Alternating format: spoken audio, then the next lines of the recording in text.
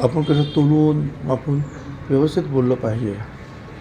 सुदैवाने ते पवारसाहेबांबरोबर आहेत आणि पवारसाहेबांकडून त्याने ते शिकलं पाहिजे की कुठे कितपत काय बोललं पाहिजे. ह्या उगीच आपली हवा करून देण्यात काय अर्थ आहे. नाव सांगा, काय करा, काय माहिती असेल तर सांगा ना, पण आपलं हवेत मान मारण्याचं काय कारण नाही. प्रत्येक वेळेला काय अजून त्या कोण जो होता आरोपी त्यालाच पकडला नाही, तर जो आरोपी तुम्हाला माहिती नाही, पोलिसांना माहिती नाही, त्याला राजकीय सपोर्ट होता हे म्हणण्याचं काय कारण आहे.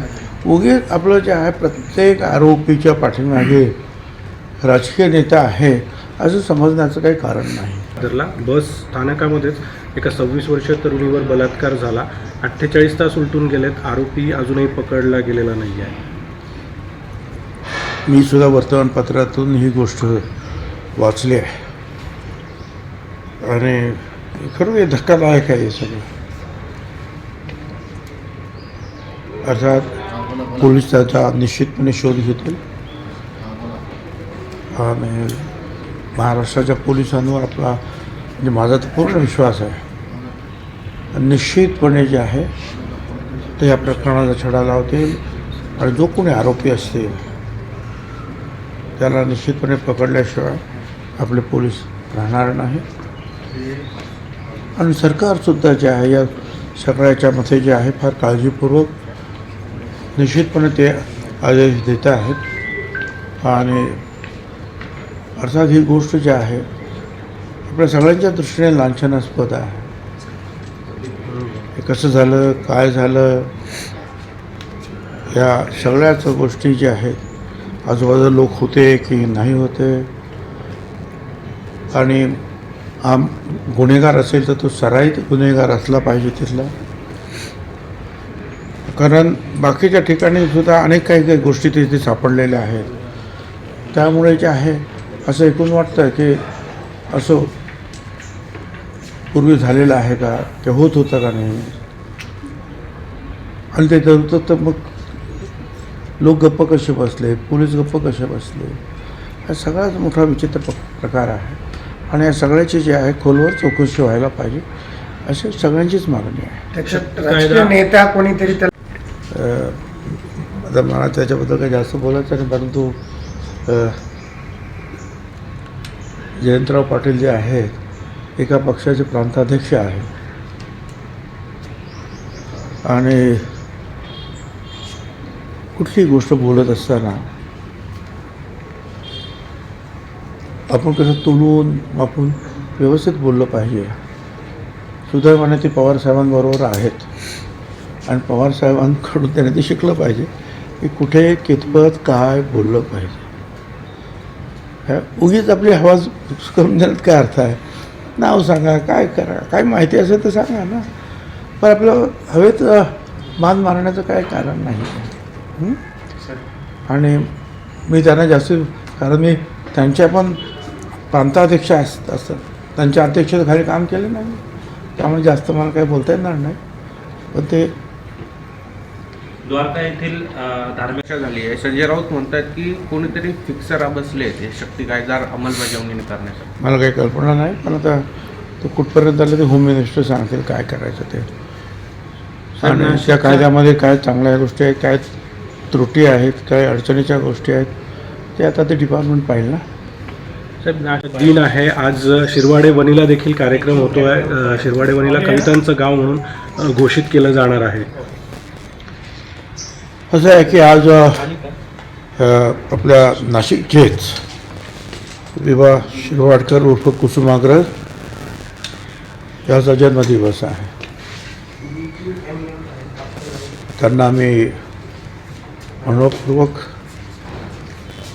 नमस्कार करतो त्यांच्या स्मृतीला, कारण त्यांनी नाशिक आणि आपल्या एकूणच महाराष्ट्राचं जे आहे साहित्य वैभव वाढवण्यासाठी फार मोठी कामगिरी केलेली आहे. ज्ञानपीठ फार मोजक्या लोकांना मिळतं, ते ज्ञानपीठसुद्धा जे आहे कुसुमाग्रजांना मिळालेलं आहे. आणि अतिशय उत्तम प्रकारची नाटकं त्यांनी लिहिली. त्याचबरोबर उत्तम प्रकारच्या ज्या आहेत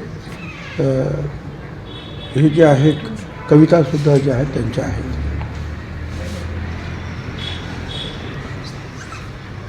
गरजा जय जयकार, क्रांतीचा गरजा जय जयकार. आणि त्याच्यामध्ये जे त्यांनी म्हटलेलं आहे त्या या शंखलासुद्धा खळखळून पडतील. काय हा मातृभूमीसाठी सर्वस्व आम्ही अर्पण करू.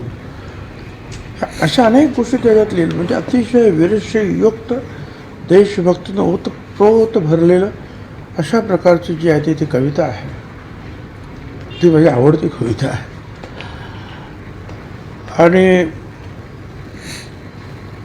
ह्या त्यांच्या ह्या जन्मदिवसाच्या निमित्तानं सरकारनं सुद्धा ठरवलं की हा मराठी भाषा दिन म्हणून पाळायचा. आणि त्याप्रमाणे सगळीकडे ज्यात कार्यक्रम होतात आनंदाची गोष्ट आहे. ज्या गावातून शिरवाडकर म्हणजे शिरवाडे त्या गावात मंत्री महोदय पण गेलेले आहेत. आणि कवितेचं गाव म्हणून जे आहे तो उपक्रम तिथे राबवला जाणार आहे. तिथे असलेल्या ज्या या कवितेच्या संदर्भामध्ये जे जे काही करायला पाहिजे ते महाराष्ट्र सरकार करणार आहे. ही जी सगळी मंडळी जी आहेत यांची पुन्हा पुन्हा आठवण यावी. त्यांचं साहित्य जे आहे हे लोकांच्या समोर सातत्यानं राहावं. त्यापासून लोकांना इतरांनासुद्धा स्फूर्ती मिळावी. हा सर्व त्याच्या पाठीमागचा निश्चितपणे उद्देश आहे.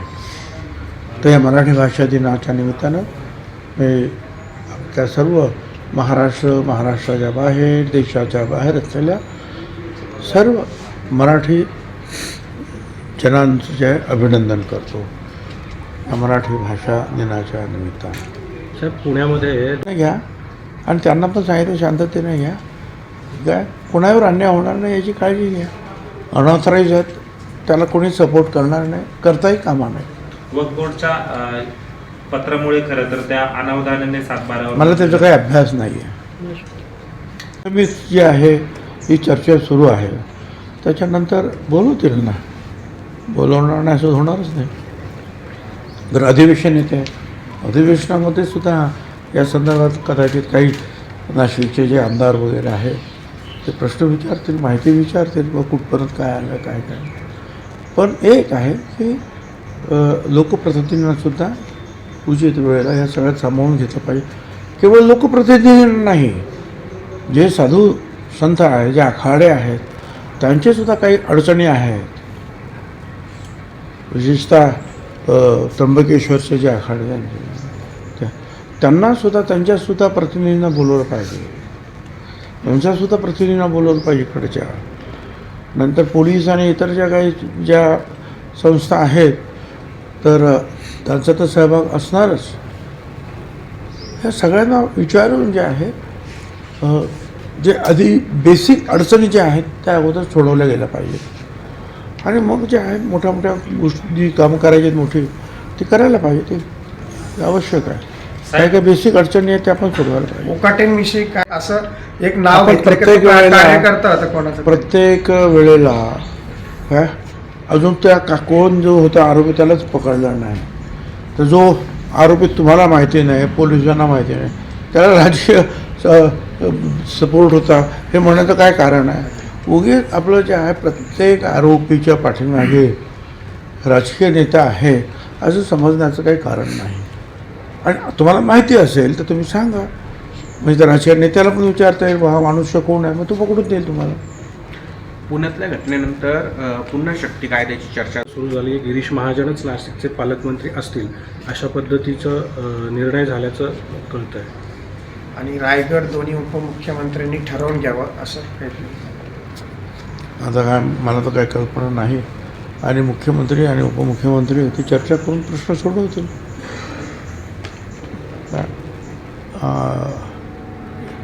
आता मी हे ऐकतो की कुंभमेळ्याच्या निमित्तानं जे आहे त्यांचं काही आग्रह असं वर्तमानपत्रातून मी वाचलं. ठीक आहे ना. त्यांचेसुद्धा BJPचे 5 आहेत आमदार आणि नाशिक शहरामध्ये सगळे त्यांचे जसे कुंभमेळा भरतो आहे तिथे.